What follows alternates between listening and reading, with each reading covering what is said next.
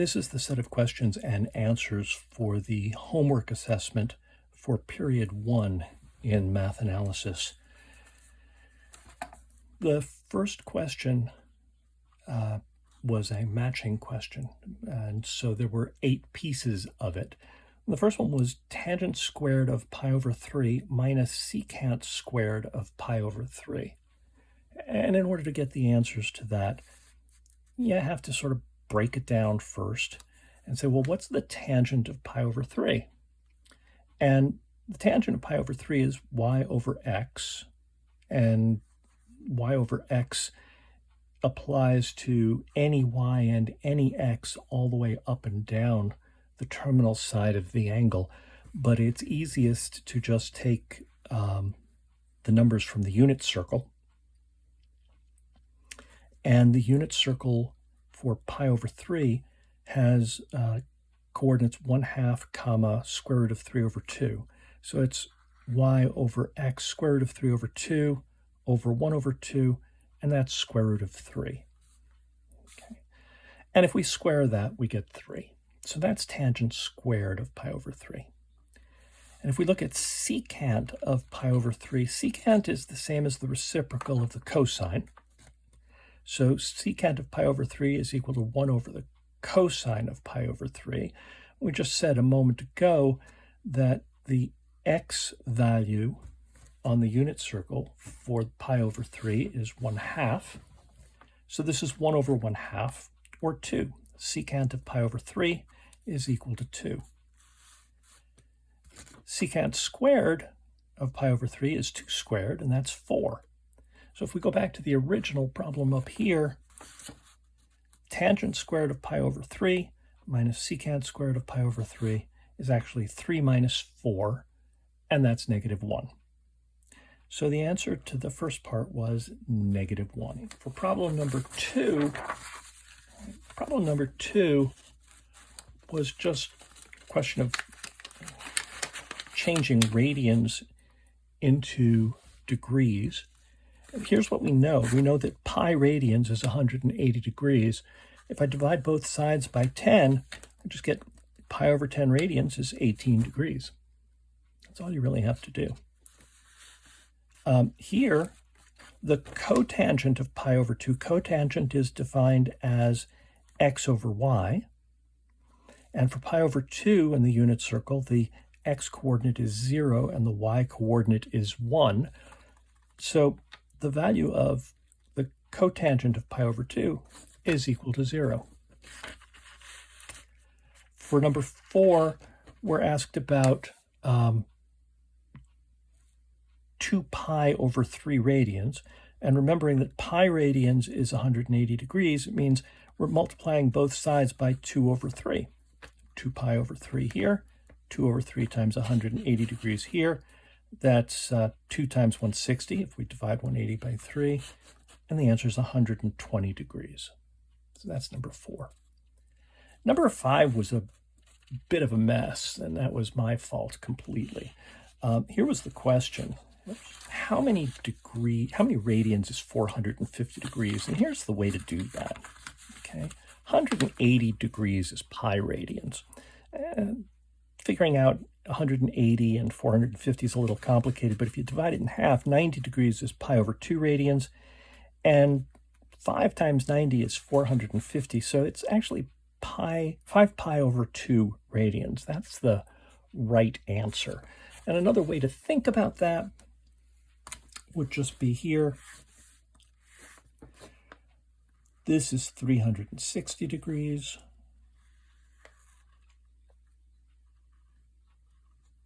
I got to go 90 more degrees to get to 450. 450 degrees. And all the way around here is 2 pi. And just the part from here to here is pi over 2. So 2 pi plus pi over 2, that's equal to 4 pi over 2 plus pi over 2 and that's equal to 5 pi over 2. And so either one of those methods works fine. Okay. For number 6, the question was the tangent of pi over 6. That's y over x.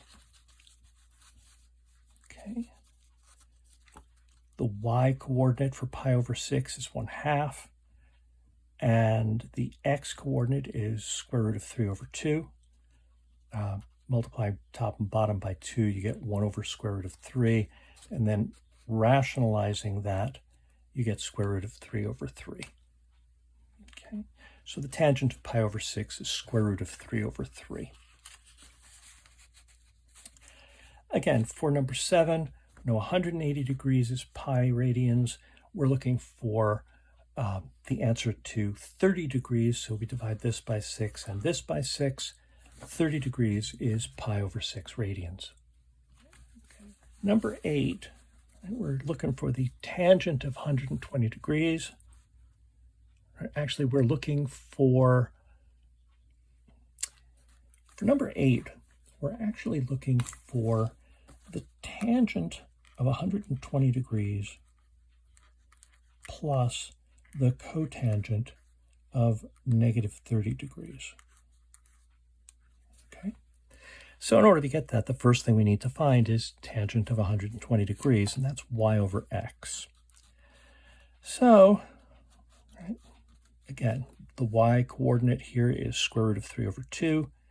The x-coordinate is negative 1/2. Right? Makes sense, really. 120 degrees is over here. So this is going to be negative 1/2. And this distance up here is square root of 3 over 2. Okay, so that's the tangent of 120 degrees. When you simplify that, it's just negative square root of 3. Okay. The cotangent of negative 30 degrees is x over y. Okay, when we're looking at that, the x-coordinate is square root of 3 over 2. The y-coordinate is negative 1 over 2. So let's just take a quick look at that here. That's here. Right? And we know that this right here, from here to here, is square root of 3 over 2. And then from here to here, you got to go down, so that's negative 1/2. So if you take square root of 3 over 2, divide it by negative 1/2, you wind up with negative square root of 3. So that means that when we're doing this, which was our original problem, we're going to get negative square root of 3 plus negative square root of 3, and that's negative 2 square root of 3. So those were the answers to numbers 1 through 8. And as I said a moment ago, number 5 was sort of a mess because that was my fault. And the reason it was my fault was because I didn't have the correct answer in the choices. What I had instead was pi over 2, and that's a coterminal angle, but not an equivalent one. So the right answer is 5 pi over 2 radians. And the answer that I was that I put there instead was pi over 2 radians. Everyone got credit for that answer. If you put pi over 2 radians, I took it. And if you didn't put anything or you put something else, you got credit for the question anyway. So everybody got credit for question number 5. Okay, there are 2 other questions that were part of this problem, or part of this assessment. One of them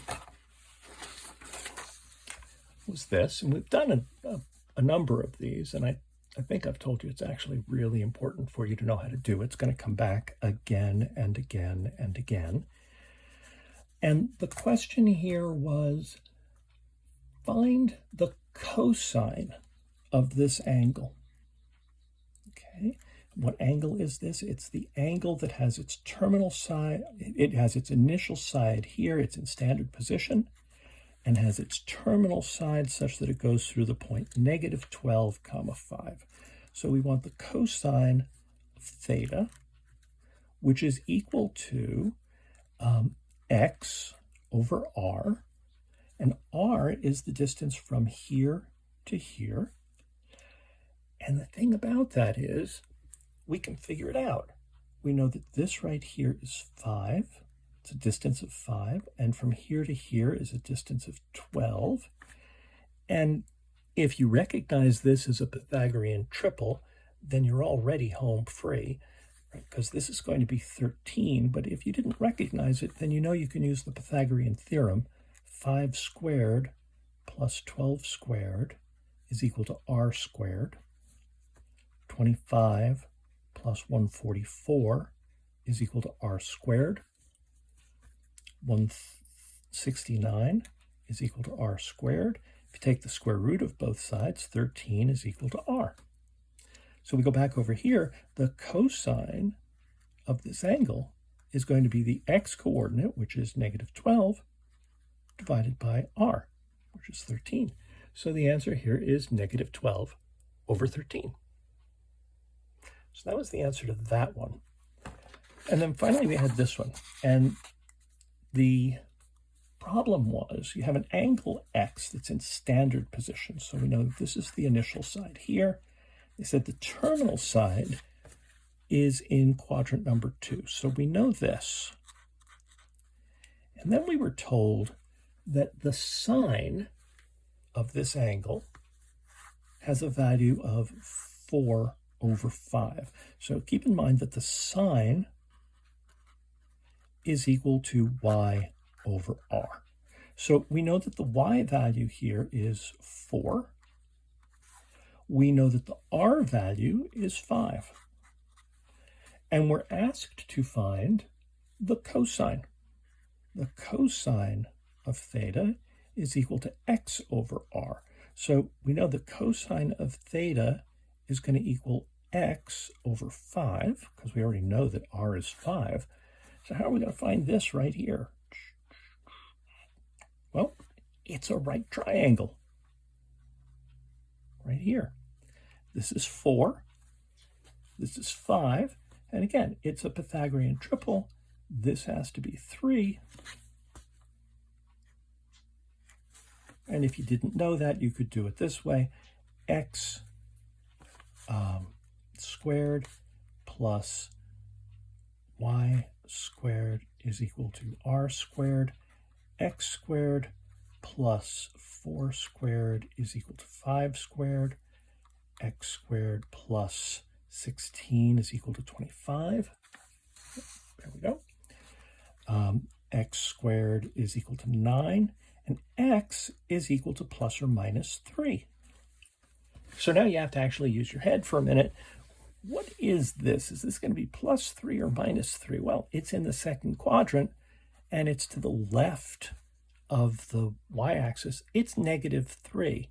So the cosine of theta here is negative 3 over 5. And that is the right answer to that problem. And that's really the whole quiz.